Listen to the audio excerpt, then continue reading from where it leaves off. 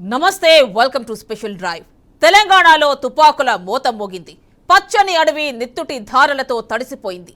దండకారణ్యం దద్దరిల్లుతోంది. మావోయిస్టుల కంచుకోట అబూజ్ మడ్లోకి చొచ్చుకెళ్లిన పోలీసులు పలువురిని ఎన్కౌంటర్ చేశారు. దండకారణ్యంలో తమకు తిరుగులేదనుకున్న మావోయిస్టులకు ఈ తుపాకుల మోతతో గట్టి ఎదురుదెబ్బ తగిలింది. ప్రస్తుతం భద్రతా బలగాలు కూంబింగ్ ఆపరేషన్ కంటిన్యూ చేస్తోంది. మావోయిస్టుల తెలంగాణ వైపు వస్తుండటంతో అలర్ట్ అయిన పోలీసులు వారిపై తూటాల వర్షం కురిపించారు.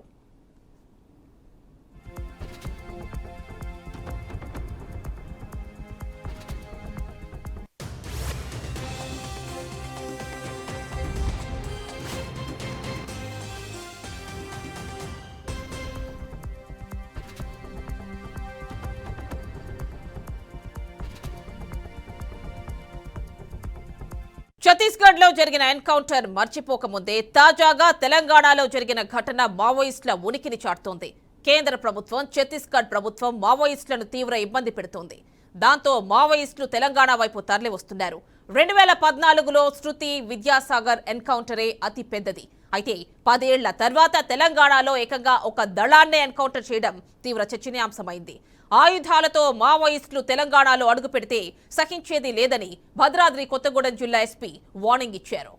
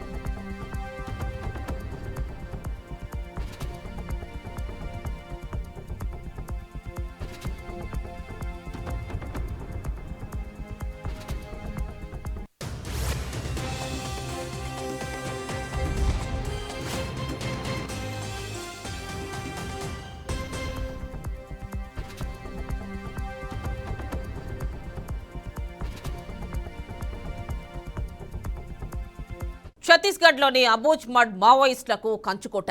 కొన్నేళ్లుగా దుర్భేద్యమైన ఆ ప్రాంతాన్ని స్థావరంగా చేసుకుని మావోయిస్టులు రెచ్చిపోయారు. అబూజ్ మడ్ పై నజర్ పెట్టిన భద్రతా బలగాలు ఆ ప్రాంతంలోకి చొచ్చుకుపోయి పలువురిని ఎన్కౌంటర్ చేసి వారికి తీవ్ర నష్టం కలిగించారు. అక్కడి భద్రతా బలగాల ధాటికి తట్టుకోలేక మావోయిస్టులు తెలంగాణలోకి వచ్చేస్తున్నారు. దాంతో తెలంగాణలో బాగా తగ్గిపోయిన మావోయిస్టుల అలజడి మళ్లీ ఉధృతమయ్యే పరిస్థితి నెలకొంది. మిలిటెంట్ కొరియర్ వ్యవస్థలను ఏర్పరచుకునే ప్రయత్నాలు మొదలుపెట్టిన మావోయిస్టులు శాంతి భద్రతలకు సవాల్ విసురుతున్నారు. దాంతో గోదావరి దాటొచ్చి దండకారణ్యంలో షెల్టర్ తీసుకుంటోన్న మావోయిస్టులను మొగ్గలోనే తుంచేస్తోంది పోలీస్ శాఖ.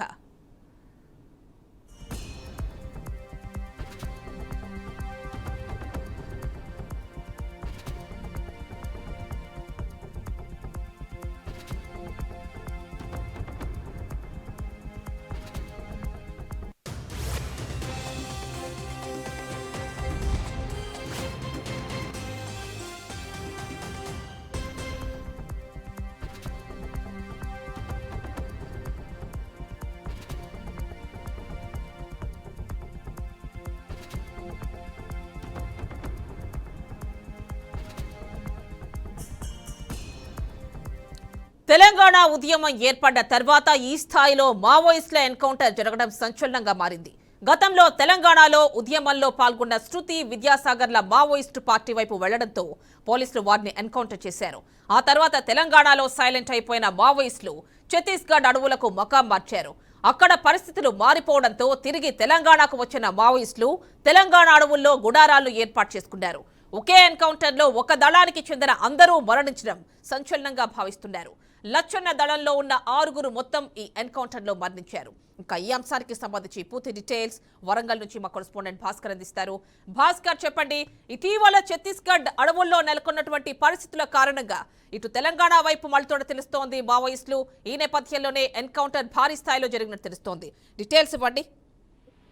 ఆమెని ఏదైతుందో దండకారణ్యం మొత్తం తుపాకుల మోతలతో దదరిల్లిపోతున్న పరిస్థితి. ఎందుకంటే గత 6 నెలల కాలం నుంచి రిపీటెడ్ గా భారీ ఎన్కౌంటర్ జరుగుతున్న పరిస్థితి. దానిలో భాగంగానే మొన్న జరిగిన ఛత్తీస్గఢ్ లో జరిగిన ఎన్కౌంటర్ లో పెద్ద మావోయిస్టు అగ్రనేతలు కోల్పోవడం జరిగింది. ఆ నేపథ్యంలో ఇప్పటికే మావోయిస్టు అగ్రనేతలంతా కూడా చనిపోవడం తోటి మావోయిస్టు పార్టీ కొంత బలపడ్డట్టు చెప్తున్న నేపథ్యంలోనే కొత్త రిక్రూట్మెంట్స్ కూడా ఆగిన పరిస్థితి. ఎందుకంటే తెలంగాణ ఉద్యమాలు ఏదైతే మనం పోరాట ఫలితంగా సాధించుకున్న తెలంగాణ ఉద్యమం తర్వాత చాలా మావోయిస్టు పార్టీలను కూడా పూర్తిగా బలహీనపడ్డ నేపథ్యంలోనే కొంత పోలీసులు తెలంగాణ పోలీసు కూడా వాళ్ళ పట్టు సాధించే కోసం పోలీసులు వాళ్ళ ఉనికి కోసం మావోయిస్టు జరుగుతున్న పరిస్థితి. ఆ నేపథ్యంలో రిపీటెడ్ గా జరుగుతున్నటువంటి మావోయిస్టులకు పోలీసులకు జరుగుతున్నటువంటి ఎదురు కాల్పుల్లో ఎంతో మంది అమరులైన పరిస్థితి మావోయిస్టులు. మనం రీసెంట్ గా చూసుకున్నట్టయితే జగన్ లాంటి ఏదైతే మావోయిస్టు పార్టీలో కీలక పదవి ఉన్నటువంటి కేంద్ర కమిటీ సభ్యుల వరకు ఉన్నటువంటి సంబంధించిన మావోయిస్టు లీడర్ కూడా చనిపోవడం జరిగింది.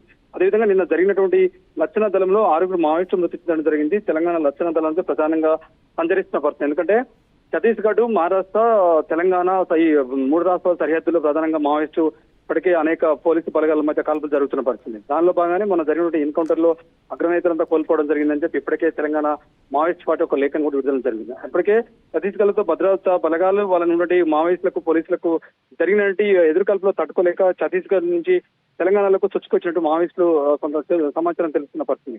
దానిలో భాగంగానే 15 సంవత్సరాల తర్వాత తెలంగాణలో భారీ ఎన్కౌంటర్ జరగడం ఇదే మొదటిసారి. ఎందుకంటే తెలంగాణ ఉద్యమం రాకముందుకు తెలంగాణలో కాంగ్రెస్ పార్టీ అధికారంలో ఉన్నప్పుడు నేపథ్యంలో ఎందుకంటే మావోయిస్టులని చర్చల పేరుతోటి పిలిచినటువంటి కాంగ్రెస్ పార్టీ అప్పుడు సీఎం రాజశేఖర్ ఉన్న నేతృత్వంలోనే జరిగినటువంటి భారీ ఎన్కౌంటర్లు అప్పుడు జరిగిన పరిస్థితి.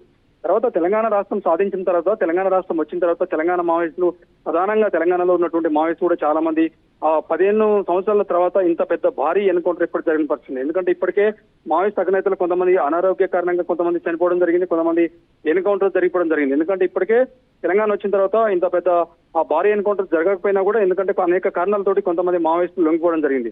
అయితే ఇప్పుడు ఈ మధ్య కాలంలో కొత్త రిక్రూట్మెంట్ అవుతున్న నేపథ్యంలో కొత్తగా బీటెక్ లాంటి మంచి ఎడ్యుకేషన్ చదువుకున్నటువంటి పిల్లలు కూడా ఇలా ఆర్గనైజేషన్ పోతున్న పరిస్థితి. దానిలో భాగంగా ఒక పక్క మావోయిస్టు పార్టీ బలపడడం కోసం మావోయిస్టులు అయితే ప్రయత్నం చేస్తున్న పరిస్థితి. అదేవిధంగా పోలీసు బలగాలు కూడా ఎస్ఐ సిఆర్పిఎఫ్ బలగాలు కావచ్చు, పోలీస్ సెంటర్ బలగాలు కూడా వాళ్ళ పట్టు సాధించుకోవడం కోసం పోలీసులు కూడా జరుగుతున్న పరిస్థితి. ఇటు పోలీసులకు అటు మావోయిస్టులకు జరుగుతున్నట్టు ఎదురు కాల్పులో ఎందరో మావోయిస్టులు వృత్తి చెందిన పరిస్థితి. అదేవిధంగా కొంతమంది పోలీసు బలగాలకు కూడా చాలా మంది ఎన్కౌంటర్ లో చనిపోయినట్టు పరిస్థితి. ఆ నేపథ్యంలో ఇటు తెలంగాణ ప్రభుత్వం కావచ్చు, ఛత్తీస్గఢ్ ప్రభుత్వం కూడా అనేక సందర్భాల్లో చెప్పిన పరిస్థితి. ఈ నేపథ్యంలో ఇప్పటికైతే ప్రస్తుతం ఎన్కౌంటర్ జరుగుతున్న నేపథ్యంలోనే మావోయిస్టు పార్టీ కూడా ఇప్పటికే అలర్ట్ అయిన పరిస్థితి. ఇటు పోలీసు బలగాలు కూడా అడవిని జల్లెడపట్టి ఎక్కడ కూడా మావోయిస్టు కదలికలు ఉన్నా కూడా మావోయిస్టు సానుభూతి వర్లు ఎక్కడ కూడా కొన్ని గ్రామాల్లో ప్రధానంగా ములుగు, ఎటునాగరం, నూగూరు, వెంకటాపూర్, ఛత్తీస్గఢ్, చెర్ల, ఖమ్మం ఆ ప్రాంతాల్లో చూసుకుంటే మావోయిస్టులకు సంబంధించి ఎలాంటి ఆనవాళ్ళు ఉన్నా కూడా ఇలా పోలీసు బలగాలు పూర్తిగా మోహరిస్తున్న పరిస్థితి. ఎందుకంటే వందలాది బలగాలు సిఆర్ఎఫ్ బలగాలు ఇలా అడవిని జల్లెడపడుతున్న పరిస్థితి. కొత్త వెహికల్స్ వచ్చినా కానీ ఎవరైనా అనుమానాస్పదంగా ఉన్న వ్యక్తులు వచ్చినా కూడా వారిని పూర్తిగా పరిశీలించిన తర్వాతనే వారిని బయటికి పంపించే పరిస్థితి. ఇప్పటికైతే గ్రామాల్లో తిరుగుతున్న ఏజెన్సీ ప్రధానంగా ఏజెన్సీ ప్రాంతాల్లో ఉన్నటువంటి అయితే పోలీసు బలగాలు తిరుగుతున్న నేపథ్యంలో ఎవరు కూడా కొత్త వ్యక్తులు వస్తే మాత్రం మీరు ఆశ్రయం ఇవ్వద్దని చెప్పేసి కొన్ని గ్రామాల ప్రజలకు హెచ్చరికలు జారీ చేస్తున్న పరిస్థితి. దీనిలో చూసుకుంటే మనం రిపీటెడ్ గా చూసుకుంటే ఈ మధ్యకాలంలో జరుగుతున్న ఎన్నికౌంటర్లు కూడా పూర్తి స్థాయిలో అగ్రనేతలు కోల్పోయిన పరిస్థితి. అదేవిధంగా మరింకా కూడా కంటిన్యూ అవుతున్న పరిస్థితి ఉంది. ఆమె అంటే ఇప్పుడు చూస్తే ఏదైతే తెలంగాణ మూవ్మెంట్ తర్వాత కొంచెం తగ్గినటువంటి ఈ మావోయిస్ట్ మూవ్మెంట్ అంటే మావోయిస్టు దళాలు అనేవి మళ్ళీ వెనక్కి వస్తున్నారు. అంటే కేవలం ఛత్తీస్గఢ్ లో ఉన్నటువంటి ప్రస్తుత పరిస్థితుల నేపథ్యంలోనే అక్కడ ఉన్నటువంటి భద్రతా బలగాలను ఎదుర్కోలేకే వెనక్కి వస్తున్నారు అనుకోవాలా? ఏంటి కారణాలు?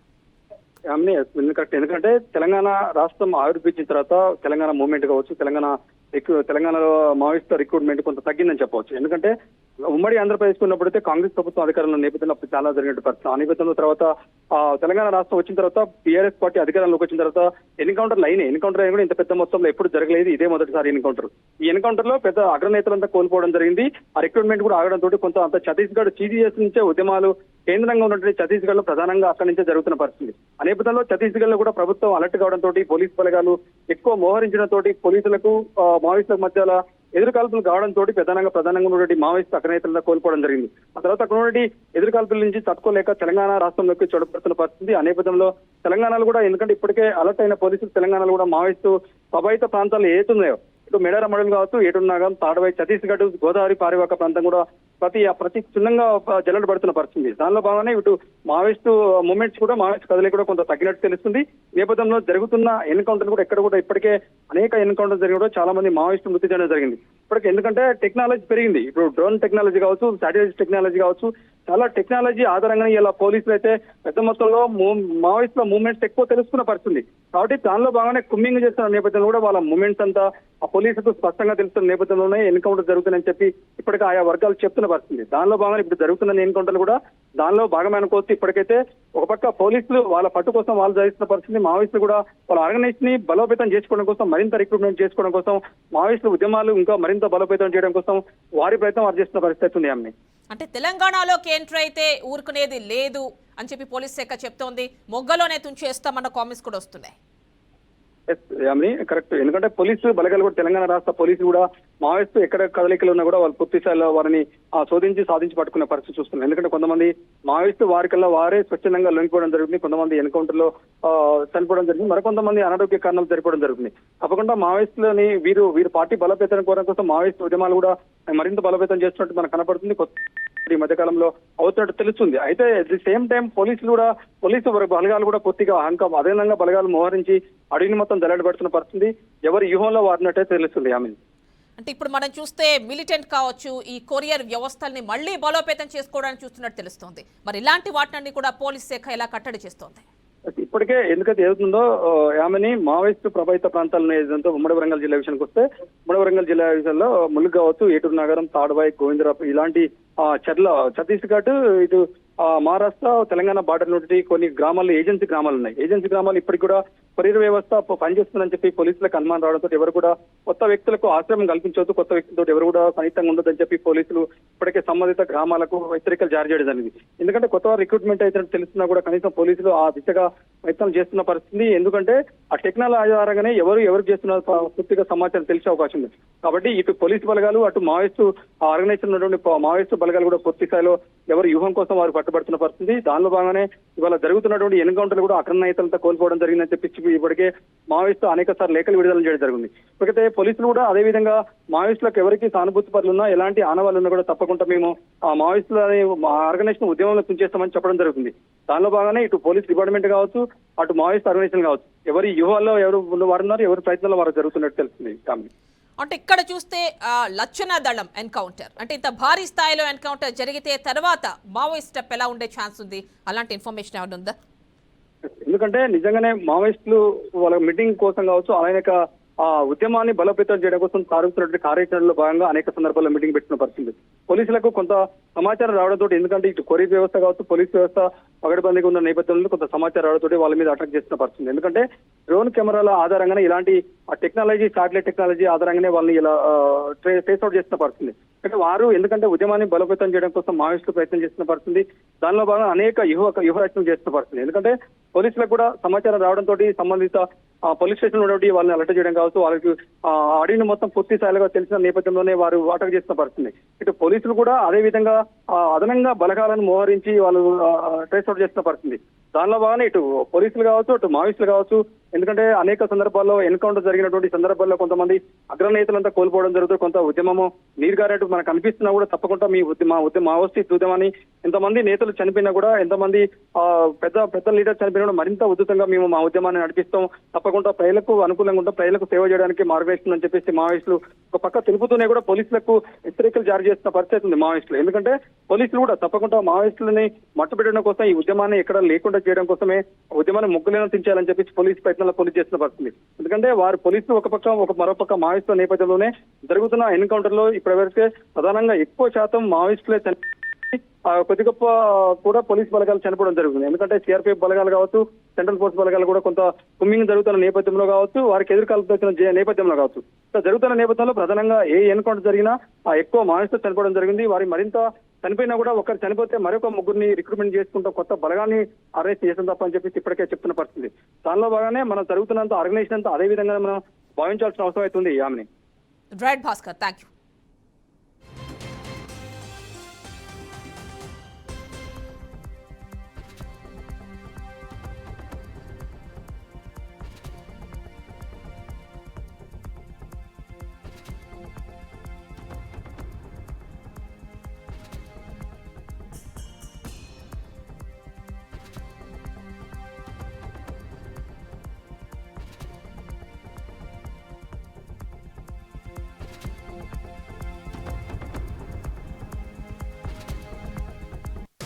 కరకగూడెం మండలం రఘునాథపాలెం అడవుల్లో నక్సలైట్ల కోసం జల్లెడ పట్టిన పోలీసులు ఈ ఆపరేషన్లో విజయాన్ని సాధించారు. గడిచిన 40 రోజులుగా తెలంగాణలోని భద్రాద్రి కొత్తగూడెం, ములుగు జిల్లాల్లో సంచరిస్తోన్న లచ్చన్న దళాన్ని పోలీసులు తుదముట్టించారు. తెలంగాణలో పూర్వ పట్టు కోసం ప్రయత్నిస్తోన్న మావోయిస్టు పార్టీకి ఇది కోలుకోలేని దెబ్బగా భావించొచ్చు.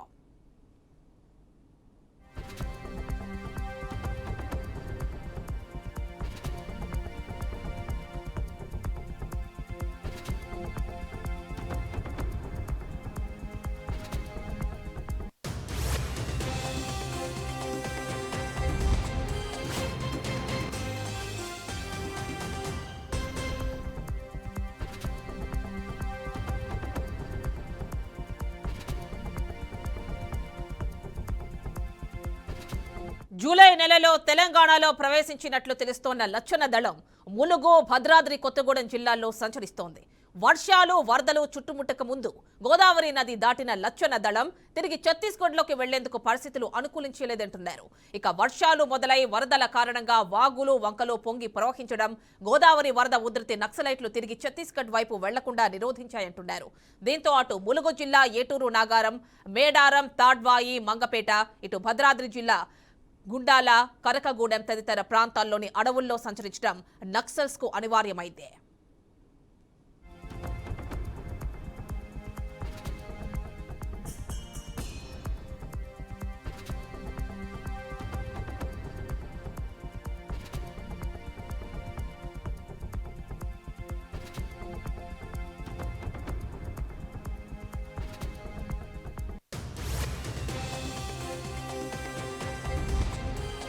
ఇక ఈ అంశానికి సంబంధించి మరిన్ని డీటెయిల్స్ మా కరెస్పాండెంట్ ఖమ్మం నుంచి శ్రీధర్ అందిస్తారు.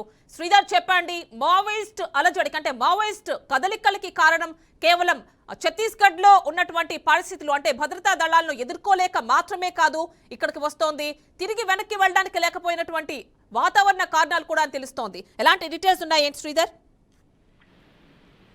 యామిని, మొత్తం మీద కూడా మావోయిస్టులకు కోలుకోలేని దెబ్బ అని చెప్పుకోవచ్చు మనకు. ఎందుకంటే ఛత్తీస్గఢ్ లో కేంద్ర బలగాలు, భద్రతా బలగాలు సంయుక్తంగా దాడులు వహించి గత కొంతకాలం నుండి అసలు మావోయిస్టులను కోలుకోలేని దెబ్బతీస్తున్నారు. అటువంటి పరిస్థితుల్లో షెల్టర్ జోన్ కోసం, అంటే సేఫ్టీ కోసము షెల్టర్ జోన్ కోసం అని చెప్పి ఈ మావోయిస్టులు మనకు ఇక్కడ ఉన్నటువంటి మనకు అంటే ఆంధ్ర ఒరిస్సా బోర్డర్ నుండి ఈ యొక్క తెలంగాణ ప్రాంతానికి భద్రాచలం ఏరియాకు రావడానికి ప్రయత్నాలు చేశారు. కొన్ని రోజులు ఇక్కడ షెల్టర్ తీసుకున్నారు. అయితే ఇక్కడ కూడా తెలంగాణ కూడా వాళ్ళకి అనుకూలమైన వాతావరణం లేకపోవడం చివరకు మళ్ళీ అంటే తమ ప్రదేశానికి వెళ్ళేటువంటి పరిణామ క్రమంలో మొత్తం కూడా వర్షాలు రావడము, వాగులు, వంకలు మొత్తం కూడా పొంగడంతో ఎటు కోల్పోలేని పరిస్థితిలో వాళ్ళు ఉన్నారు. అటువంటి సమయంలో పక్కా ప్రణాళిక ప్రకారం అంటే పోలీసు బృందం కావచ్చు, ఇటు భద్రతా బలగాలు కావచ్చు, ఒక పక్కా ప్రణాళిక ప్రకారం ఖచ్చితమైనటువంటి సమాచారం అంటే వీళ్ళ యొక్క సంచారం ఆల్రెడీ మావోయిస్టుల సంచారం ఉంటుందని అక్కడ వాళ్ళ మీద ఒత్తిడి ఎక్కువ ఉంది కాబట్టి తప్పకుండా ఇటువైపు వస్తారని చెప్పి ఇక్కడ ఉన్నటువంటి పోలీస్ డిపార్ట్మెంట్ అన్ని రకాల చర్యలు తీసుకుంది. దానిలో భాగంగా వేగుల ద్వారా అంటే వాళ్ళకు ఉన్నటువంటి నెట్వర్క్ ద్వారా ఈ ఏరియాలో, ఈ మర్కూరు ఏరియాలో, ఈ భద్రాచలం ఏరియాలో తిరుగుతున్నారు మావోయిస్టులు అనేటువంటి పక్కా సమాచారంతో వీళ్ళున్న ప్రాంతాన్ని కుమ్మి చేశారు. ఆ యొక్క దాంట్లో ముఖ్యంగా నాయకులు అంటే ఇప్పుడు మనకి జరిగినటువంటి ఎన్కౌంటర్ లో జగన్ అలియాస్ ఏసోబు కావచ్చు, కేంద్ర కమిటీ సభ్యుడు, తర్వాత లచ్చన్న ఒక దళనాయకుడు, అంటే అగ్రనాయకులందరినీ కూడా కోల్పోయింది. అగ్రనాయకులతో పాటు టోటల్ గా దళం మొత్తం కూడా తుడిచిపెట్టుకుపోయింది తోటి. అంటే కొత్త రిక్రూట్మెంట్ లేకపోవడం, వాళ్ళలో ఉన్నటువంటి చాలా వరకు ఆల్మోస్ట్ మనకు తెలిసినంత వరకు 128 మందిని మనం ఇక్కడ మిలిటెంట్ వాళ్ళు జనజీవన స్రవంతికి తీసుకొచ్చారు. భద్రాచలానికి సంబంధించిన కాబట్టి భద్రతా దళాలు మన తెలంగాణ పరిస్థితి అక్కడ ఛత్తీస్గఢ్ కూడా రిహాబిలిటేషన్ వాళ్ళకి చేస్తూ వాళ్ళందరినీ కూడా జనజీవన స్రవంతికి అంటే లొంగిపోవడానికి ఏర్పాటు చేయడం జరిగింది. ఇటు కొంతమంది యువకులు లొంగిపోవడం, ఆ తర్వాత ఉన్న వాళ్ళ పెద్దవాళ్ళు అయినటువంటి కేంద్ర కమిటీ సభ్యులందరూ కూడా వరుస ఎన్కౌంటర్లతో మరణించడం, ఇది మావోయిస్టులకు తీరని దెబ్బగా మనం చెప్పుకోవచ్చు. రామని, అంటే మీరు చెప్తున్నట్టుగా మళ్ళీ తిరిగి జనజీవన స్రవంతిలో కలిసిపోవడానికి కావాల్సిన పరిస్థితులను కల్పిస్తున్నారు, తిరిగి ఆహ్వానిస్తున్నారు అంటున్నారు. మరి ఇటువైపు చూసుకుంటే గ్రాడ్యుయేట్స్ కావచ్చు, ఇటు ఇంజనీరింగ్ చదివిన వాళ్ళు కావచ్చు, ఇంతకుముందు మన రిపోర్టర్ కూడా చెప్తున్నారు వరంగల్ నుంచి భాస్కర్, ఇలాంటి వాళ్ళని మళ్ళీ తిరిగి జాయిన్ చేసుకుంటున్నారు మావోయిస్టులు, అంటే అలాంటి వాళ్ళందరినీ కూడా దళంలోకి తీసుకొస్తున్నారు అంటున్నారు. మరి ఇలాంటి వాటిని నిరోధించడానికి పోలీస్ శాఖ కానీ గవర్నమెంట్ కానీ ఏం చేస్తోంది? ఇప్పుడు ప్రస్తుతం వాస్తవంగా గతంలో ఉన్నటువంటి యొక్క దళాలలో ఏవైనా కానీ లేటెస్ట్ టెక్నాలజీ పెరిగింది కాబట్టి టెక్నాలజీని ఉపయోగించుకునేటువంటి ఉద్దేశంతో యువకులు అంటే ఇప్పుడు వాస్తవంగా చెప్పాలంటే కొద్దిగా నిరుద్యోగం ఉంది, నిరుద్యోగాన్ని బేస్ చేసుకొని వాళ్ళందరినీ కూడా ఆకర్షిస్తూ ఈ యొక్క మావోయిస్టు దళాలు ఏర్పాటుకు సిద్ధం చేశారు. కాకపోతే ఈ విషయం ముందే పసిగట్టినటువంటి యొక్క పోలీస్ శాఖ కావచ్చు, భద్రతా బలగాలు కావచ్చు, ప్రభుత్వం కావచ్చు, పక్కా ప్రణాళికతోటి ఎవరైతే ఆ రకంగా మావోయిస్టు యొక్క ప్రాంతానికి మావోయిస్టులకు అనుకూలంగా మారుతాయో వాళ్ళందరినీ గుర్తించి వాళ్ళకి కావాల్సినటువంటి అన్ని చర్యలు, అన్ని ఏర్పాట్లు కూడా చేయడం జరిగింది. దానివల్ల కొంచెం తగ్గిందని చెప్పుకోవచ్చు మనం. కాకపోతే వాళ్ళ ఉద్దేశం కూడా ఏంటంటే ఇప్పుడు వస్తున్నటువంటి టెక్నాలజీని ఉపయోగించుకొని లేటెస్ట్ గా ఉన్నటువంటి యువకులు అయితే ఇప్పుడున్న పరిస్థితులు తట్టుకుంటారనే భావంతో వాళ్ళు ఎక్కువగా యువకుల మీద ఎక్కువ చేయడం జరిగింది. వాళ్ళ ఆలోచన అంతా యువకులను చేర్చుకోవాలని చెప్పి. అయితే వాస్తవంగా అక్కడ మావోయిస్టు ప్రాంతంలో కావచ్చు, అడవిలో ఉన్నటువంటి ఆరోగ్య పరిస్థితులు కావచ్చు, దీనివల్ల కొద్దిగా ఇబ్బందికరమైన పరిస్థితి. పెద్దవాళ్ళందరికీ కూడా గతంలో సీనియర్లందరికీ కూడా ఆరోగ్యపరమైన సమస్యలు రావడం వల్ల వాళ్ళు జనజీవన స్రవంతికి వచ్చేస్తున్నారు. కాబట్టి కొత్త రిక్రూట్మెంట్ కి ఎక్కువ అవకాశాలు ఇచ్చారు. అయితే ఎక్కడైతే కొత్త రిక్రూట్మెంట్ కి అవకాశాలు ఇచ్చారో దాన్ని ముందే పసిగట్టినటువంటి యొక్క పోలీస్ శాఖ దానికి సంబంధించినటువంటి అన్ని చర్యలు కూడా తీసుకుంది. వాస్తవంగా చెప్పాలంటే రిక్రూట్మెంట్ చాలా తక్కువ ఉందని చెప్పుకోవచ్చు. కాకపోతే ఏంటంటే కొద్దిగా ప్రభుత్వాల మీద అసంతృప్తి ఉన్న వాళ్ళు కావచ్చు, ఆ యొక్క కొండ జాతులకు సంబంధించిన వాళ్ళు కావచ్చు, కోయ వాళ్ళు కావచ్చు, వీళ్ళందరూ కూడా కొద్దిగా ఆకర్షిస్తున్నారు. కానీ ఆ ప్రాంతంలో కూడా భద్రతా దళాలు టోటల్ గా ఎక్కడైనా కానీ స్కూల్ కావచ్చు, వైద్యం కావచ్చు, ఆరోగ్యం కావచ్చు, అన్ని రకాల చర్యలు వాళ్ళు తీసుకుంటున్నారు. ఆ ప్రాంతంలో వాళ్లకు రోడ్లు సౌకర్యం వేయడం కానీ అన్ని రకాలుగా చేయడం వల్ల ఇప్పుడు ప్రజెంట్ గా అయితే ఉన్న మనకు ఉన్నటువంటి సమాచారం ప్రకారం అయితే ఆ దిశగా ఆలోచించడానికి ఎవరు కూడా ముందుకు పోవట్లేమా అని చెప్పి మనం చెప్పుకోవచ్చు. శ్రీధర్, అంటే 40 రోజులుగా రఘునాథపాలెం అడవుల్లో సంచరించినటువంటి మావోయిస్టులు వాళ్ళని ఎన్కౌంటర్ జరిగింది అని అంటున్నారు. అంటే కేవలం వీళ్లకే పరిమితమైందా, ఇంకెవరైనా దళాలు అక్కడ ఉండే ఛాన్సెస్ ఉన్నాయా? ప్రస్తుతం అయితే మన ప్రాంతంలో అంటే ఈ మణుగూరు, భద్రాచలం ప్రాంతంలో అయితే వాస్తవంగా దళాలు అయితే ఉండే అవకాశాలు తక్కువగా ఉంటాయి. ఎందుకంటే ఆల్మోస్ట్ ఉన్నంత వరకు కూడా మనకున్నది ఆంధ్ర ఒరిస్సా బార్డర్, ఛత్తీస్గఢ్ కు లింక్ ఉంటుంది. ఎప్పుడైతే ఇక్కడ ఛత్తీస్గఢ్ లో అణచివేతలు జరిగినాయో దాన్ని బేస్ చేసుకుని మన దగ్గర ఉన్న వాళ్ళు చాలా మంది కూడా లొంగిపోవడం జరిగింది. కొద్ది గొప్ప ఉన్న కదలికలు ఉన్నటువంటి దళాలందరూ కూడా ఇంతకుముందు ఉన్నటువంటి వాళ్ళు కూడా అందరూ కూడా లొంగిపోయారు. కొంతమంది జనజీవన స్రవంతికి వచ్చారు. ఎవరికి వాళ్ళు సెల్ఫ్ ఎంప్లాయ్మెంట్ కూడా ప్రభుత్వాలు కల్పించాయి కాబట్టి దానిలో బతుకుతున్నారు. ఇక మిగిలిన వాళ్ళు ఎవరున్నా కానీ ప్రభుత్వం యొక్క నిర్బంధాన్ని తట్టుకోలేని పరిస్థితుల్లో ఉన్నారు. ఎందుకంటే వాస్తవంగా అన్ని రకాలుగా ఇంతకుముందు గతంలో మనం ఏది చేసినా కానీ ఒక పక్క ఉండేది, ఇటు పక్కగా మన తెలంగాణ ప్రాంతం నుండి కనుక ఒత్తిడి ఎక్కువైతే ఛత్తీస్గఢ్కి వెళ్ళిపోయేవారు, ఛత్తీస్గఢ్ లో ఒత్తిడి ఎక్కువైతే తెలంగాణ వచ్చేవాళ్ళు. ఇక్కడైతే ఆంధ్ర, ఎందుకంటే 3 రాష్ట్రాల బార్డర్ ఉంది కాబట్టి. ఇప్పుడు అట్లా కాకుండా భద్రతా దళాలు ఏం చేస్తున్నాయి, పక్కా ప్రణాళిక ప్రకారం అన్ని వైపులా అంటే ఒక వైపు నుండి దాడి చేస్తున్నారు మావోయిస్టుల మీద, వాళ్ళని కూమింగ్ చేస్తున్నారు, వాళ్ళని అరెస్ట్ చేస్తున్నారు అని చెప్పి ఆలోచన వచ్చిందనుకోండి, చుట్టుపక్కల ఉన్న ప్రాంతాన్ని కూడా అలర్ట్ చేసి ఆ ప్రాంతానికి పోకుండా అంటే ఒక రకంగా చెప్పాలంటే ఒక ఉచ్చులో బిగిస్తున్నారు మావోయిస్టులని. బిగించి దాంతో ఆ యొక్క జరిగేటువంటి ఎదురు కార్పుల్లో ఇప్పుడు మనం చూస్తున్నాం. ఎక్కడ చూసినా కానీ మావోయిస్టులకే ఎక్కువ నష్టం జరుగుతుంది. ఎక్కడ కూడా పోలీసుల కంటే మావోయిస్టులకు. ఎందుకు జరుగుతున్నాయి అంటే పక్కా ప్రణాళిక ప్రకారం అంటే ఎటు పోవడానికి అవకాశం లేకుండా మనం అమ్ముడు చెప్తుంటాం. ఆ ఏరియాకి అసలు ఈ రోజు అసలు ఒకప్పుడు అది మావోయిస్టులకు స్వర్గధామం. ఈ రోజు పరిస్థితి అలా లేదు. అంటే ప్రజల్లో కూడా చైతన్యం వచ్చేసింది.